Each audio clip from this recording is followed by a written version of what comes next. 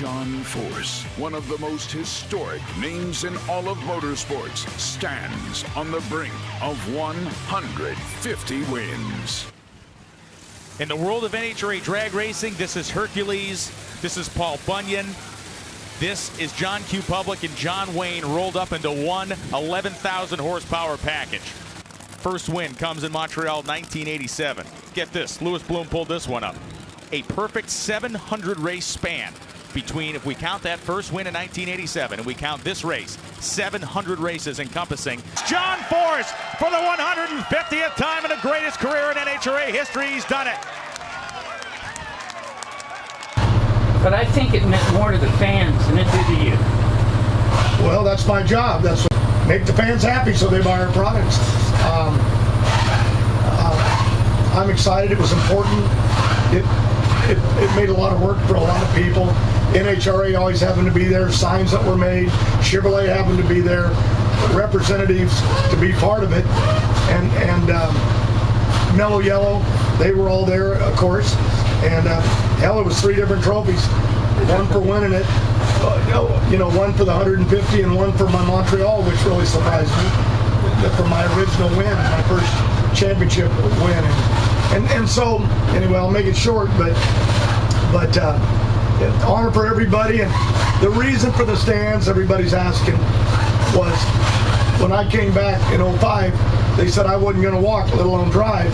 And I said if I ever win a race, I'll go in the stands. I couldn't get over the fence. I didn't have the strength. And if you saw me this week at Seattle, I thought if I ever win 150, I'm going in the stands. And then I was trying to get down to see Proc. I needed him to win that for Frank Tiggs of Montana brand. And I got there just in time to see him go by. And then when he won, it was like everything any driver owner could ever ask for. A young kid like that, first win, and me at 150. So I went into the stands. It was pretty rough on me. It is never easy to predict John Force's emotional state when he climbs out of a race car. Is it relief? Is it satisfaction? Or is it tears? We're going to find out when he pulls his helmet off here in a moment. But for everyone that sat here to watch this drag race this weekend, to all of you watching at home, you've seen something that we may never, ever see again in the sport of NHRA drag racing, a 150th career victory. Don't let anybody tell you don't matter. I'm so lately. I'm sorry. Come here. Love you. Love you too. The best right here. Compare 150 to number 1. Number 1 was something that was, and I've been asked that before, and I always go, nothing's better than number 1 or winning 10 straight. Hell, the Yankees never did that. Or winning 16 times. I always say number 1 was what you live for. I was a bridesmaid 9 times. Austin Coyle, I'd get there and I couldn't get married. And Coyle would say, why don't you start having fun and quit thinking about it? And I just found magic that day. But it's not me that finds magic. It's the people I surround myself. Brian Karate running this car. Yeah. Daniel Hood, my son-in-law. Fabrizi building the cockpit, everything to fit me. They gave me a car that's really fast, yet it's struggled. But there have been a lot of things that we've been evolving and learning that I've struggled with. How I set in the car, where my throttle is. I have real good lights. Actually, the last couple of weekends, we found some things in the clutch can. We found some stuff in the motor, and we just got it right. But to try to, and credit for the 150, actually, Austin Coyle, Bernie Federley, they were there for 99% of them. But so was Dean Antonelli. So was Mike Neff. John Schaefer, Jimmy Proc. The list goes on and on.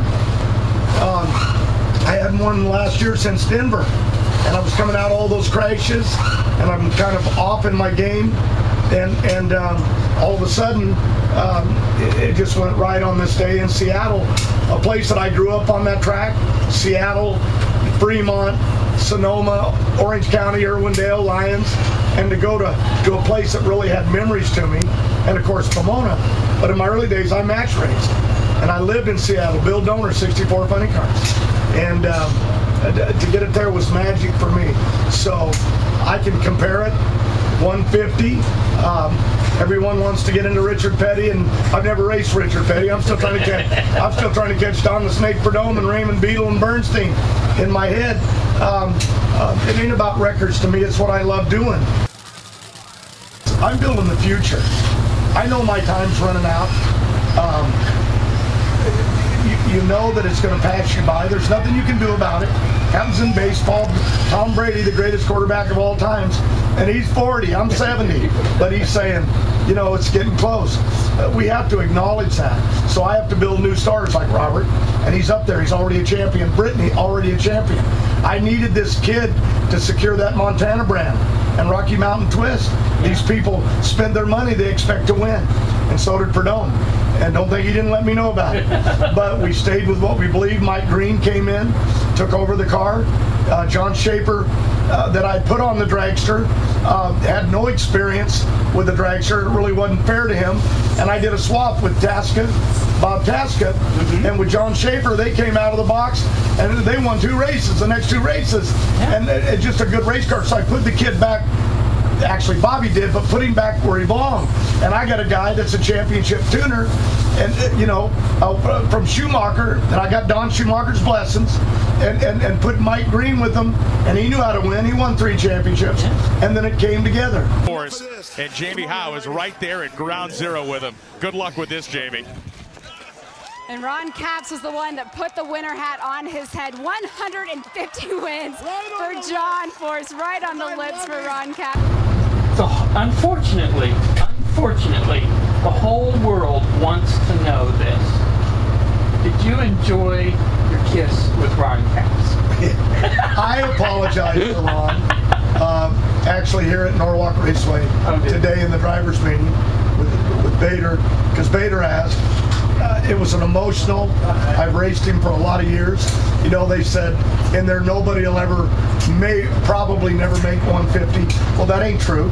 John, how do you explain the success that you've been able to enjoy? Because I surround myself with the greatest people, the greatest sponsors with Peak and Auto Club and Chevrolet and Advanced Auto Parts and CarQuest and of course Montana brand. I got a young kid coming here right now. But what I've done is taken their money and bought the best people. Brian Karate, my son-in-law Daniel Hood, and Fabrizi in this team got me this win. And I've been struggling, but there's a lot of other guys that have got me this win. So I just want to say, to all the guys that were part of 150, you're all part of my life. But I want to tell you, Austin Coyle, I love you. You stood by me, called me every week, said I was screwed up, but I could still drive. God bless you, you and Bernie Fedley. We finally made it. It's 150, and I'm over the